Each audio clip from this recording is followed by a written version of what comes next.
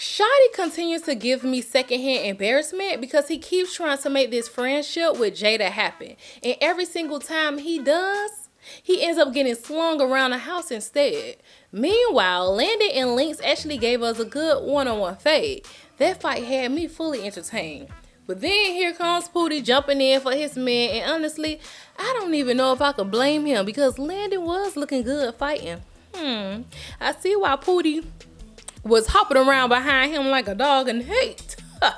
And speaking of Poodie, I cannot lie. Him popping Korri absolutely made my day. I'm sorry. But Korri has been talking entirely too much while doing entirely too little. So seeing somebody finally shut him up for a second was satisfying to watch. But you know what completely ruined my mood? Sace. Y'all, I cannot believe I'm about to say this, but I am officially no longer team Sace. The second he started talking about getting John jumped after the show completely turned me off from him. So let's talk about it.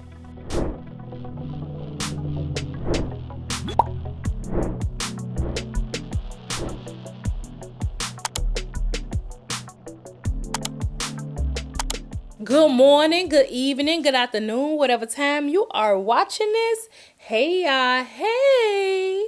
So as you already read the title down below, I'm about to get into Bad Boys Dominican Republic episode 3. But before I get into my thoughts, y'all make sure y'all like this video, subscribe to the channel, hit that notification bell, and comment your pre-recap thoughts of the show. So getting into the episode, Paris and Island Boy are still going back and forth because Island Boy told Paris he doesn't need another cigarette. But he needs to go check Jayda over whatever Jayda was saying on social media or in a group chat, whatever that was, child. And I'm not even going to lie, that whole moment had me tickled because Island Boy is such a key. He really is. But Paris was really getting on my nerves, acting like this whole situation between Jayda and Island Boy had him mentally exhausted and so stressed since being in the house. Sir, we are literally only on day 2. Meanwhile, you've been kikiing, laughing, and carrying on this entire time. Ain't nobody buying this whole overwhelmed act, okay?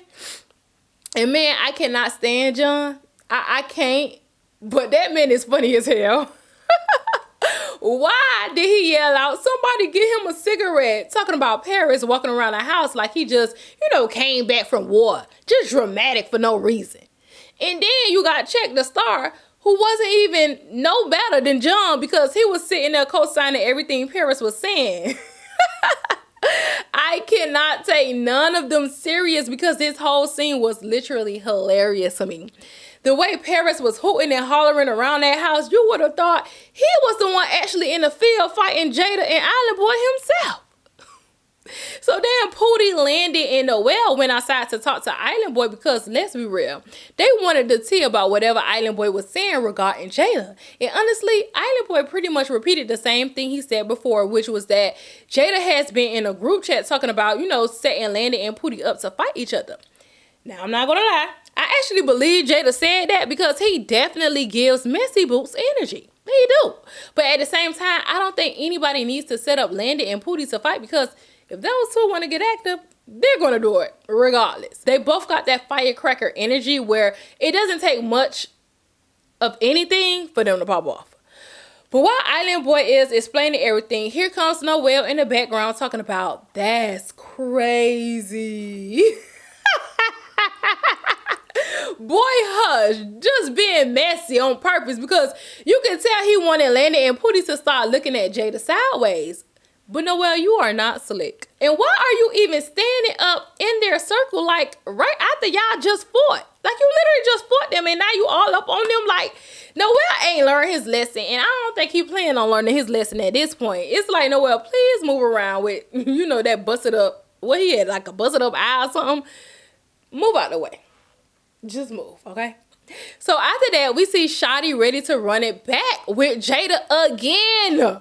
And baby, I'm not even mad at it because even though Shoddy keeps getting slung and flung around by Jayda, one thing he is not doing is letting Jayda, bully him out of fighting. So I gotta give him his respect for that because he keeps standing 10 toes down every single time. But damn, Jayda is not, Jayda is not going to know peace in his house. And honestly, I don't even think he wants peace. That man lives for chaos, arguments, and fighting. You can tell he thrives in the environment. But with that being said, Shoddy was low-key embarrassing himself doing these fights with Jayda. His stance was off. His swings were wild. His head stayed down the entire time. It was just bad all around. Damn near worse than Check the Start. And that's saying a lot. And man, I am tired of security because they barely let these boys even get to each other. It's like the second Jayda steps, takes 2 steps forward, security already got him wrapped up and held back. Like, what are we doing here? What's going on? Like, is we here to see them bang or what? So they end up not, really fully going at it again. And Jayda basically tells Shoddy, I'll apologize to you tomorrow and still beat your ass again. After Shoddy says he's about to, Shoddy told Jayda he's not about to keep, fighting him. But then Shoddy goes and runs up on Jayda again. Just to do absolutely nothing. Again. At this point, please let it go, Shoddy. Please. We, the people, we're tired. We understand you ain't letting nobody punk you. We get it. We understand. We feel you. But case is closed. The case is closed. Case closed. Thank you. Thank you for your services, but enough. Please, I beg. And then the funniest part of all this is Jayda standing on the side, basically giving Shoddy a fighting tutorial, telling him to, pick up his head and actually swing. Man, listen, this house is a complete mess, and I love it. So after everything finally calmed down, we get a scene with LynX basically trying to motivate Paris to be a better friend and mediator between Jayda and Island Boy. And I'm just sitting here like, what is this? A therapy session? A leadership retreat? But I guess LynX said something that really hit Paris because he eventually went over to Jayda to try to, have the conversation. But the problem is, Jayda was not picking up anything Paris was putting down. In Jayda's mind, Island Boy came into the house hot, messy, and full of lies, so now he's determined to make the situation even more chaotic. And honestly, I believe him. Now, what I'm not feeling is the way Paris talks to Island Boy compared to how he talks to Jayda. When he sat down with Jayda, he was, he was calm, understanding, soft-spoken, trying to reason with him. But the second he went to talk to Island Boy, now all of a sudden he loud, aggressive, and popping off at the mouth. And I told y'all in my last recap, Paris is scared of Jayda and does not want to lose that friendship, which is honestly why he handles him with care while coming at Island Boy on a whole different level. Now, yes, Island Boy is a lot to deal with, but so is Jayda. So don't sit here acting like you're treating them equally because you're not. Paris is absolutely picking and choosing, and I don't like that at all. I really don't. And then his ass gonna sit there and tell Island Boy he's been standing on business since he got in the house. Sir, you have not been standing on anything except a sidewalk outside so you can smoke your cigarettes. Boy, bye, Paris. Bye. Now, after all the drama between Island Boy and Jayda, and then Shoddy and Jayda, everybody finally cooled down and started talking. Somehow the conversation shifted back to Sace and John on whether they are going to keep fighting. And Sace basically said, I'm not fighting again until my eye goes down because I make my money off my face. And honestly, I understood where he was coming from. Then LynX jumped in talking about, well, my hand messed up and I still want to fight. But to me, that's not really the same thing. Only because John is physically bigger and heavier than Sace, and Sace still got in the field and got in the paint with him and fought him multiple times already. Meanwhile, LynX have been fighting Check the Star and Korri. And respectfully, neither one of them can really fight like that. So while I get the point LynX was trying to make, it's still not comparable. It's really not. If Sace wants to wait for the swelling to go down, then let that man wait. It's not like he's refusing to fight forever. Like, he gonna get in there with him. Now, granted, I might be biased And other people may feel differently, but I also don't think John is in a rush to keep fighting either. Honestly, John talks a big game and acts like, he is ready to fight Sace to the death, but I'm not fully buying it. I feel like he thought Sace was going to be an easy lick, and now he realizes he actually has to put in some effort into fighting him. So just as much as Sace wants to rest, I think John wants to, take a break as well. And I'm not fooled by it. I'm clocking it. Y'all may not be clocking it, but I am clocking it. He want to rest and Sace want to rest, but he just letting Sace say it out loud. That's the difference. So then Jayda basically shut the whole conversation down and was like, enough. We'll handle all this tomorrow morning at the house meeting. And I'm over here thinking, damn, y'all gotta wake up and immediately start fighting? Baby, those Zeus shakes must be nice, because waking up to a black eye and bacon is absolutely insane. Okay? Then John asked Jayda who he was, banging tomorrow. And pause. When did everybody start saying that? What happened? What happened to simply saying who you fighting tomorrow? Now it's we banging tomorrow, she banging, or we gonna bang it out. Like, when did this phrase become everybody's favorite word? Banging, banging, banging. Like, I know last season, Raw, whatever his name, Raw, right? His name had bang in it or something. So I knew he said it a lot, but I ain't know this was a thing. But anyways, Jayda responded to them basically saying he gonna fight whoever the good Lord sends to his sleep tonight. And I'm sitting here like, Jayda, please, the Lord is not in your dreams, okay? That is Lucifer himself coordinating the fight schedule for you, okay? So then we get into, everybody splitting off into separate rooms, having their own little side conversations. So then John, Noel, Island Boy, and LynX were all in one room chopping it up, and Island Boy was mad because he heard LynX was dapping people up after fighting them. But LynX basically said, he didn't want to come off like a bully, and honestly, I'm not mad at that, especially if the fight was pointless and doesn't, need to drag on forever. Sometimes you fight, clap it up, and move on. LynX wasn't wrong for that. Now, while they're talking, John starts explaining why, he really has an issue with Sace. Mind you, at first, I thought the beef only came from, John saying Sace yelled at him off camera after the club or whatever happened that night. That's the story he originally gave us. But now that he's talking to the guys, suddenly there's more to the story. And honestly, it feels like John already had an issue with Sace from the very beginning. Apparently, when they were on the Sprinter, on the Sprinter van introducing themselves, John kept, I guess, mispronouncing Sace's name, and Sace corrected him and basically responded like, well, now. Like, basically, I corrected you about my name and now you know now. And it's like, Sace is sassy. Sace is sassy. He gonna have a little to it. Like, the rest of the boys got a little to them. So, yeah. I feel like ever since then, John has been, looking at Sace sideways. So now it seems like every little thing Sace does that John doesn't like becomes another reason to fight him.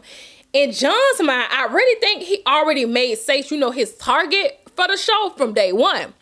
Then John brought up how, Sace supposedly said something like, ain't no one-on-ones in here, basically implying people were going to be jumping in fights around the house or whatever.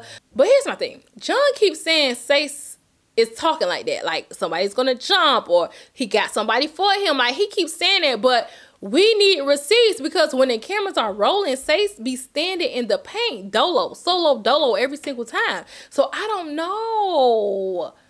I can't fully take John's word for it when Sace's actions are showing something different.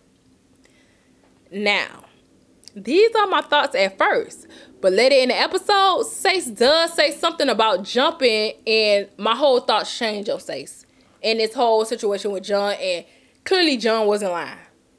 He wasn't lying, and Sace done got caught red-handed.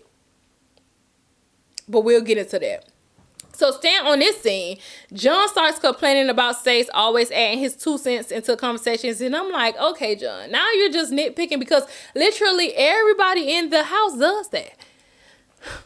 Now in another room, we got Korri, Shoddy, and Ant talking. And baby, I was crying when Shoddy said he thinks Jayda has a crush on him. And that's why he keeps wanting to fight him. When I say I screamed. Listen, maybe Shoddy knows something we don't, because his exact comparison was that, it's giving little school boy who picks on a girl he likes because he doesn't know how to express himself. Sir, Shoddy, go sit down somewhere. If anything, you probably like Jayda, if we keep it in a bean. But the whole conversation just had me weak because Shoddy was dead serious trying to psychoanalyze Jayda like this man was a relationship counselor instead of somebody getting flung around the house all episode. And then here goes Korri once again popping his shit per usual, hopping and flopping all over the bedroom while simultaneously claiming he's so hurt. And this is exactly why I said in my last recap that I need to see Korri run all his wands, because clearly he ain't that injured if he can, leap from one bed to another like a damn gymnast. Boy, bye. So boom, it's the next day and some of the boys are outside on a basketball court just talking and catching up, and the main thing I noticed was damn Ant, y'all. We are 3 episodes in, and this is the most personality we've gotten from him so far. So Ant has been calm, cool, and collected, barely speaking, just laid back in the background. But now it's like he done amped up overnight. He was, damn near acting like LynX a little bit. Extra animated, loud, and hyped up. I said, hold on. What has this version been of Ant? What you been hiding? Now, speaking of LynX, we get into this little conversation between him and Poodie. And honestly, it had me weak because who in the hell thought putting these two in the same room together was a good idea? On paper, they don't even seem like two people who will, naturally connect. But somehow watching them talk about everything going on in the house was hilarious. Poodie does the absolute most while telling the story, and LynX does the absolute most reacting to a story. So together, it was just nonstop chaos and extra commentary. I wasn't mad at it though because it was entertaining. Now, with that being said, I also know production probably set the whole moment up because ain't no way these two just randomly ended up alone together by chance. Be serious. Then Sace walks in, followed by Jayda, which is funny because they were literally just talking about Jayda before he showed up. And I swear, this is like the second time somebody has mentioned, Jayda's name, and he magically appears right after. It's like that man can sense when he's been discussed.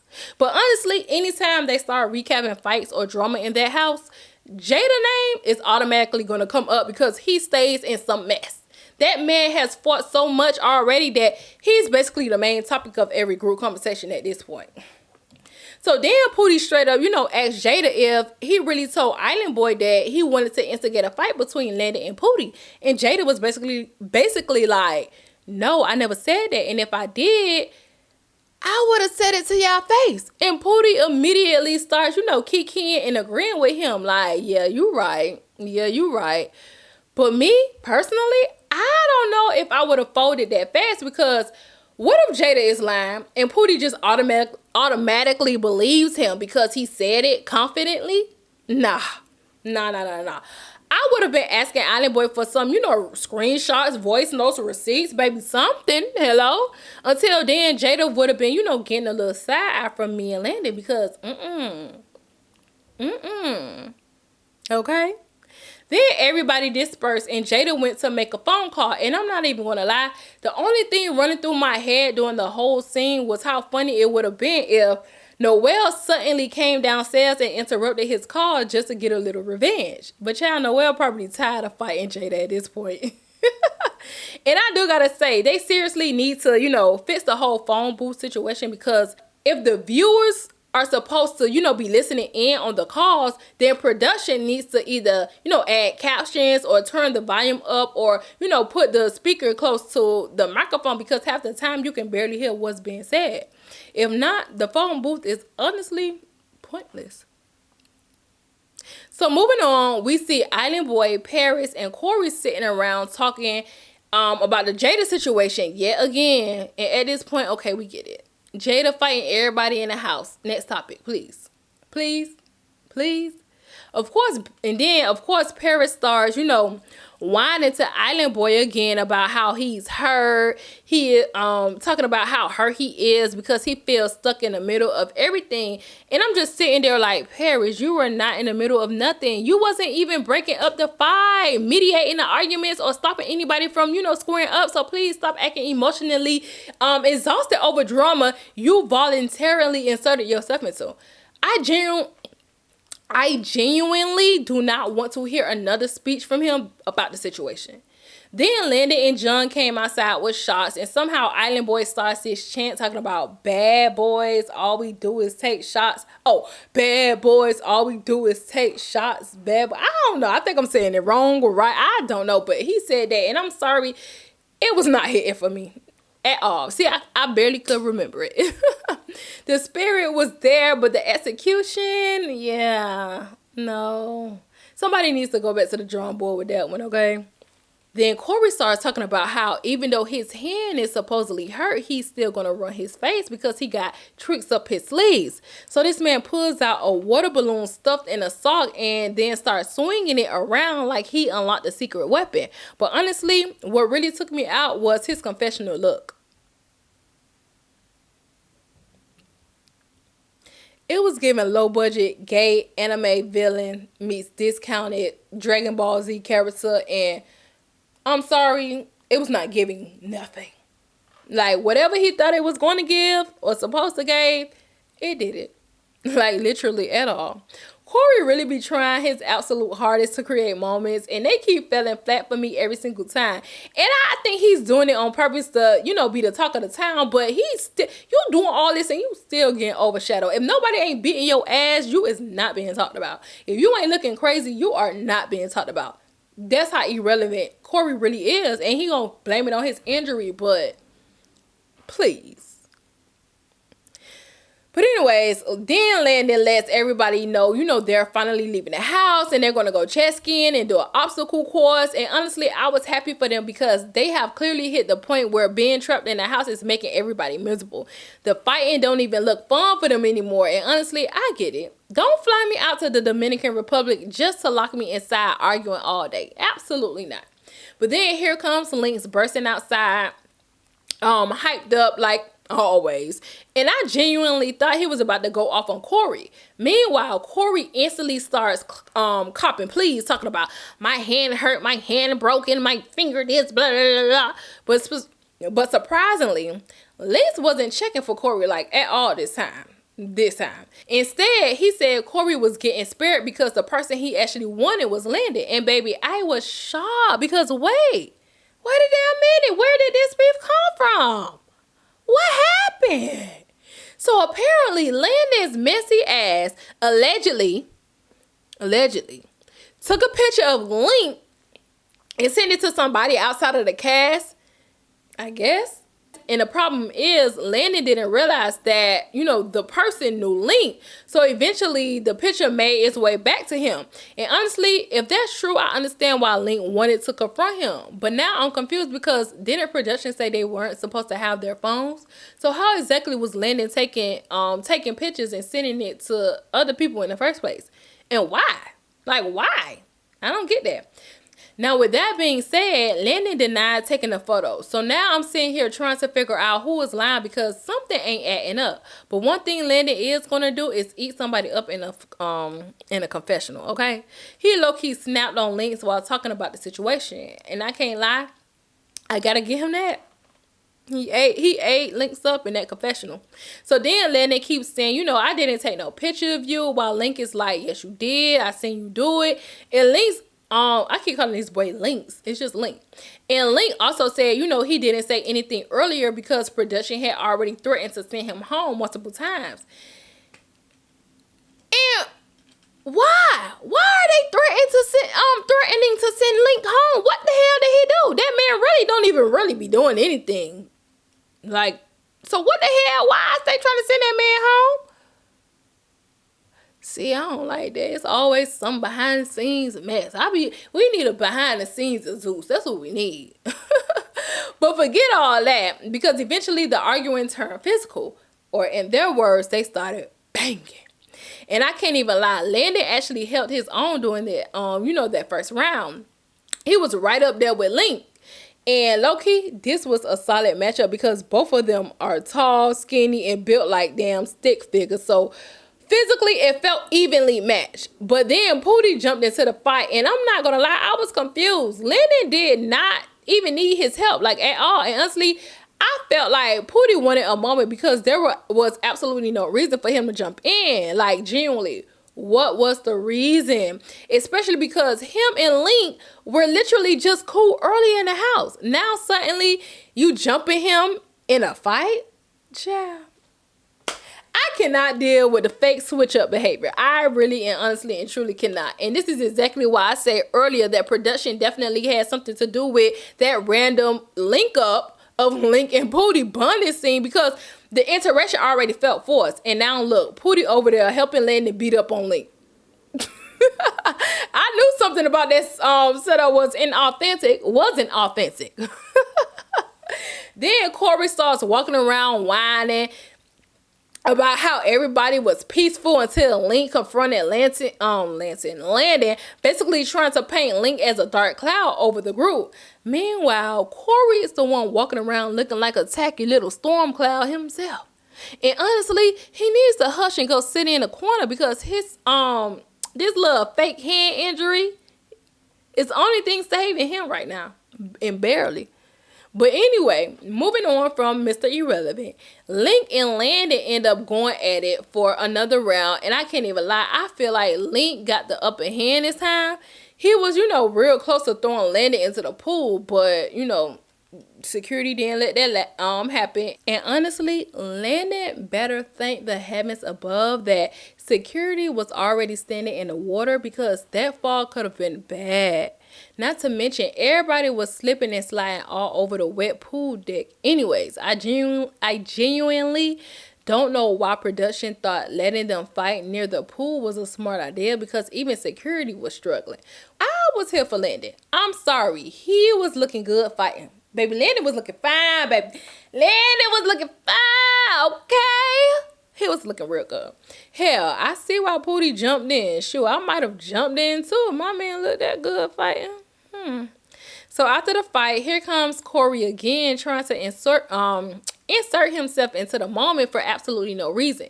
Like, sir, didn't we already tell you to be quiet? But apparently, whatever Korri was saying ended up irritating Poodie, because next thing you know, Poodie popped him right in the face. And when I tell you, I screamed.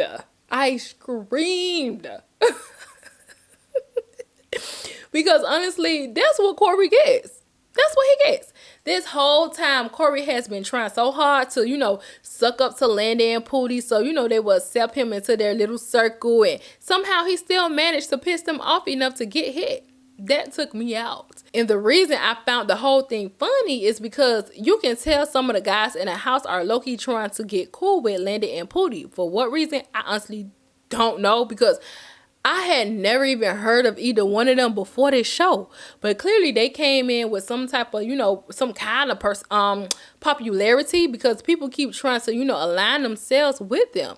And Korri definitely thought picking their side was going to save him and make him, one of the cool kids. I guess that's what he thought the whole time. They probably never even liked him for real. And, we're talking about him behind his back while he was desperately trying to fit in with them. And look, this is his reward. A quick pop in the mouth. See, this is why you should have just, sat there quietly, Korri, massaging your little injured hand off to the side instead of forcing yourself, into somebody else's drama. Now you just look foolish. And yes, Poodie hit him was technically kind of whack, but also Korri needed somebody to shut him up just for 5 minutes, a second. Just shut up, period. Damn. But after all that, LynX starts complaining about, Landon and Poodie jumping him. And while I do agree that jumping is weak, I honestly don't want to hear the crying right now. I don't. Sorry, LynX. I'm sorry. I just don't want to hear it. Get back in the field and handle it. However you need to handle it, get in there. Okay? The same aggressive energy you have for Check the Star is the same exact energy I want to see now. Save the anti-jumping speeches for the, the house meeting, because that's the moment to do all this. But right now, get in there. Handle it. If you're pissed off, handle it with the both of them. That's how I feel. So then Landon tells LynX to, shut it up because he wants to fight again. And baby, Landon immediately starts throwing punches to the point where LynX falls backwards over a chair and straight into the damn pool, child. And I'm not even going to lie. I'm always saying I'm not even going to lie. But I'm not even going to lie. It was not looking good for LynX in that moment. I was scared for his life. Now, to be fair, LynX low-key got got his get back the next round because he almost slammed Landon, but security stepped in before it could fully happen. And honestly, that whole sequence was crazy as hell. Everybody slipping, security scrambling, people falling into pools. It was a lot. It was. But somehow, some way, Korri once again found a way to insert himself into the situation for absolutely no reason. And Poodie ended up backhanding him. I like Poodie. Poodie be getting his ass beat, but I like Poodie. Because he do the stuff I be need. You know how you need somebody to do something to a person on the show and you just can't get them to do it? Poodie is doing it for the people in the back. Hello? Amen? Love it. So Poodie ended up, backhanding him and tagging him a little bit. And honestly, thank you. Thank you, Poodie. Because I am so tired of Korri constantly running his mouth while simultaneously not wanting to fully fight anybody. If you're not going to run it, then close your mouth. Period. But if you keep popping off, eventually somebody's going to pop you. And that's exactly what happened.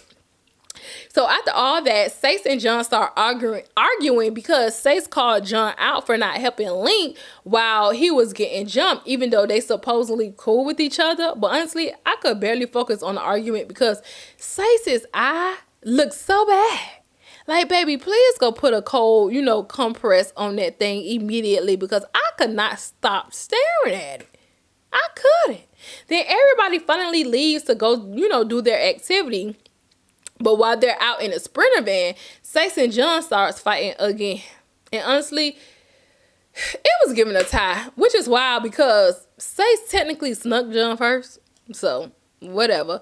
But what really got me was that some of the stuff John had been complaining about regarding Sace finally started making sense. During the argument, Sace said something along the lines of John is going to get jumped after the season. And I'm not going to lie to y'all, that instantly made me side-eye Sace because why does John need to get jumped? It's not like he destroying you and really dogging you out in the fights. Yes, John is bigger than Sace, but from what I've seen, John hasn't done any real damage. I mean, yeah, his eyes messed up, but that's because of a kick. But without that kick situation, I don't think John really beat the fuck out of Sace. Like, it's a tie to me every single time. To me. Yeah, I may have something different, so drop it in the comments. So bringing up jumping somebody after the show just felt kind of corny and unnecessary to me. And honestly, after that comment, I wasn't feeling Sace the same anymore. Like, I'm looking at him different. Meanwhile, in the other sprinter van, Landon was explaining the whole situation with LynX and saying he was genuinely confused about what LynX was even talking about with the whole picture situation. So now I'm side-eyeing LynX because at this point, we need receipts, screenshots, evidence, something. Because if this whole situation is fake or exaggerated just for a moment on the show, then that's lame as hell. That is lame. If you genuinely got a problem with somebody, then cool, stand on that. But don't start making up stuff for the camera, for camera time, because that is corny. Then you got Shoddy once again.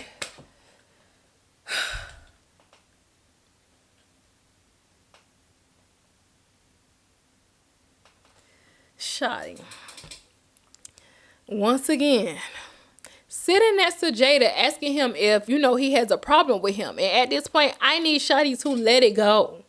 Jayda was practically ignoring him, and honestly, Shoddy needs to start matching that energy. Like, okay, we get it, you don't mind fighting him, cool. But now it's starting to feel like beating a dead horse. And honestly, at this point, I don't even want the horse beat anymore. I want it buried. Enough already. And clearly, Jayda is tired of Shoddy too, because Jayda basically said he respects Shoddy because he has the, heart of a lion, but he got the head of an ant. And baby, what I tell you, I cried. I screamed. I did all the things. That took me out. At this point, Jayda genuinely wants Shoddy to leave him alone.